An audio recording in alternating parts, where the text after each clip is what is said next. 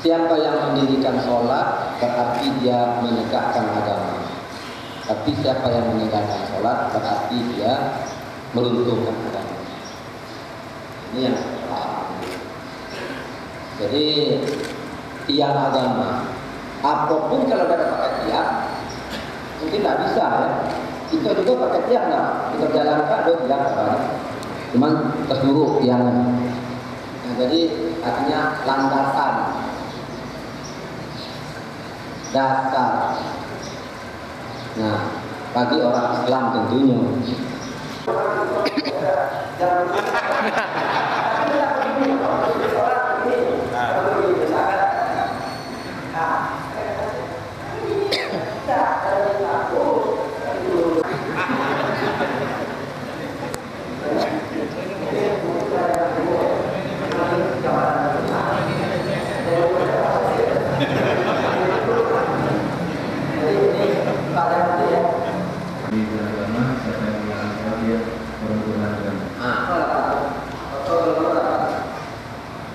Dan sebelum acara ini hadir, kami mohon kepada Bapak Haji Muhammad untuk memimpin pembacaan doa. Kita mengucapkan selamat kepada Kadis PU Jambi beserta seluruh jajarannya bahwa mereka membuat program yang sudah lama ditunggu-tunggu oleh mereka, yaitu pengajian dalam 2 minggu sekali pada hari Jumat atau sebelum sholat Jumat di musola yang di lingkungan kantor Kadis PU Jambi ini. Nah, memang ini namanya siraman rohani. Ya, pertama kata beliau, Pak Kadis, kita awali dengan masalah sholat. Nah, kita tahu memang dalam sebuah hadis dikatakan as-sholatu imaduddin, faman aqwamaha faqad aqwamaddin, waman tarakaha faqad hadamaddin. Sholat itu adalah tiang agama. Siapa yang mendirikannya atau mendirikan sholat berarti dia menegakkan agama. Siapa yang tidak meninggalkan sholat berarti dia meruntuhkan agama.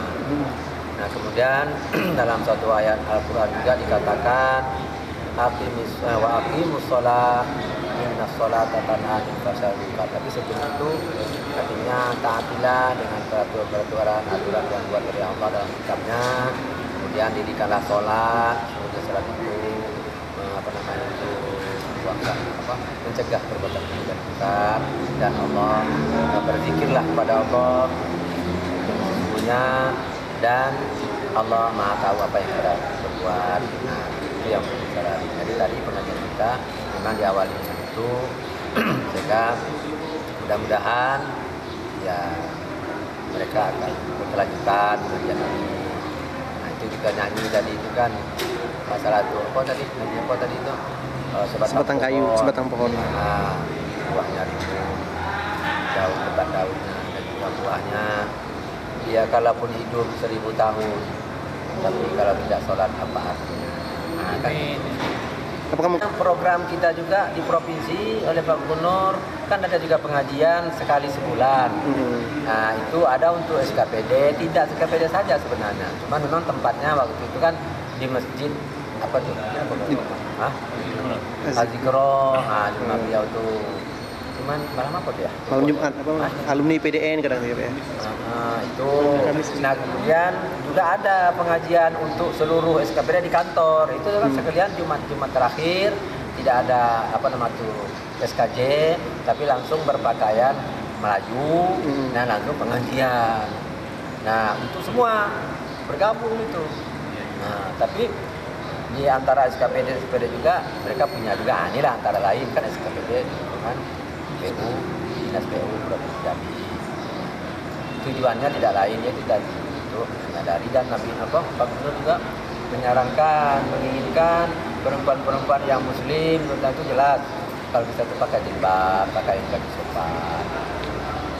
Nah, sehingga ada tuh yang non muslim pun dia sedang ikuti gitu ya apa yang diinginkan oleh Pak Gubernur.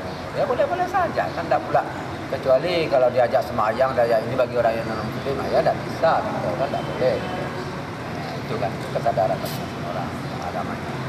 Mungkin Pak. Ya, nah itu saya belum dapat itu masalah perbunya dari Pak Gubernur itu.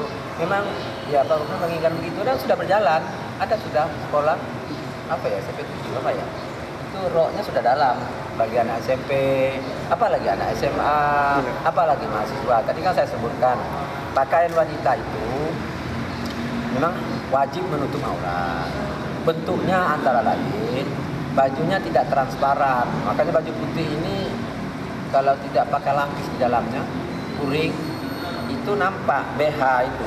Macam ini kan nampak, walaupun dia ada tebal. Tapi kita laki-laki kan, salah. Kemudian yang kedua, pakaiannya ketat, sehingga nampak bentuk apanya itu. Ketatnya itu, tubuhnya.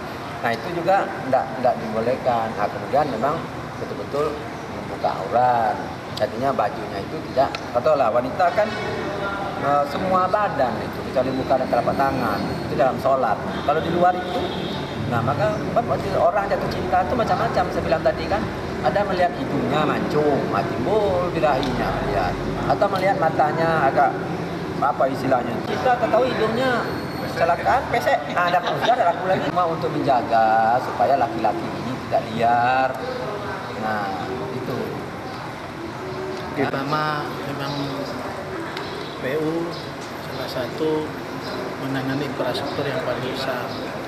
Di sini kami selalu dalam punya tantangan, banyaknya punishment, dan mengatakan bahwa selama ini apa yang dibangun PU tidak bermanfaat.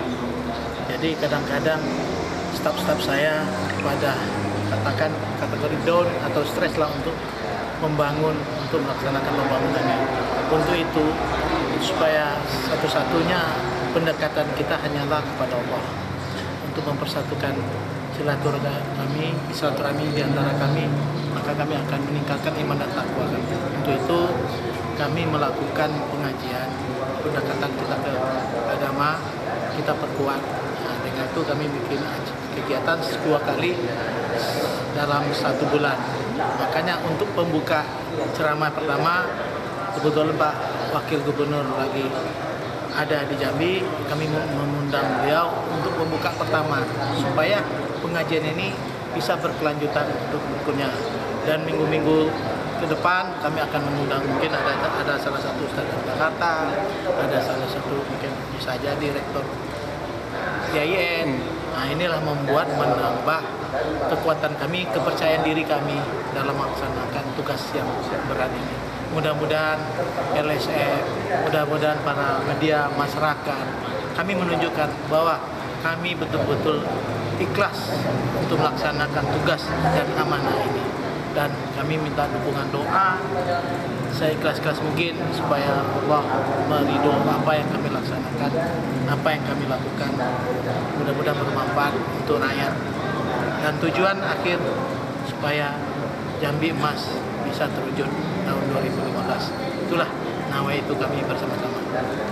Kondisi yang terakhir ini, situasi dan kondisi, saya langsung, ya Pak Gubernur juga sudah tahu, kelihatannya dengan kondisi waktu yang tidak memungkinkan, saat ini belum bisa dibebaskan tanah yang. Apakah mungkin tahun depan atau gimana? Nah, kalau saya berpikir gini, untuk sementara ini kita melakukan perpanjangan yang 4 lajur 2 jalur saja. Itu yang kita maksimalkan dulu, dan itu kita inventarisasi di depan, mulai dari depan penjara ke atas Timura.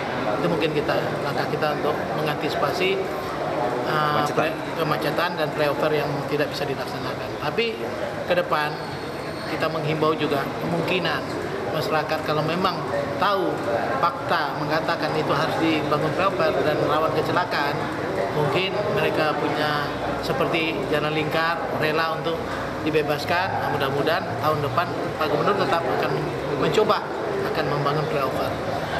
Koordinasi dengan pemerintah kota bagaimana? Ini kan wilayahnya di kota nih. Iya, kita udah secara koordinasi kita udah menanyakan wilayah kota, udah kita lakukan rapat-rapat, kita bikin tim. Tapi pada saat kita memulai untuk mengukur aja, kita udah dihalangi. Nah, dan kita kembalikan ke pemerintah kota, sampai sekarang juga belum ada jawaban yang pasti. Itu untuk sementara untuk tahun anggaran 2013 ini. Apakah mungkin nanti berdampak dengan terhadap perkembangan ekonomi, Pak? Mungkin mereka takut nanti dengan adanya flyover mungkin mereka tidak ini kan terganggu ekonomi, Pak. Ya, semuanya itu udah dikaji. Kita kan sebelum ini kan ada FS, studi kelayakan, bahwa kita kan selalu bicara kepentingan orang banyak. Dengan pertumbuhan ekonomi bukan per orang, tapi kalau adanya pertumbuhan ekonomi seprovinsi Jambi yang menguntungkan gitu loh. Apalagi itu daerah sentral kota yang perlu kalau kita masuk dari wilayah masuk ke kota Jambi langsung ada flyover, seakan-akan ya percepatannya akan salah kalau semaksimal mungkin ya pertumbuhan ekonomi lebih tinggi lagi dibanding cuma 1-2 orang cuma 20 tumbuh atau 2000 meter. Saya rasa tidak merugikan. Nah, tapi untuk meyakinkan masyarakat ini kita berdoa lah.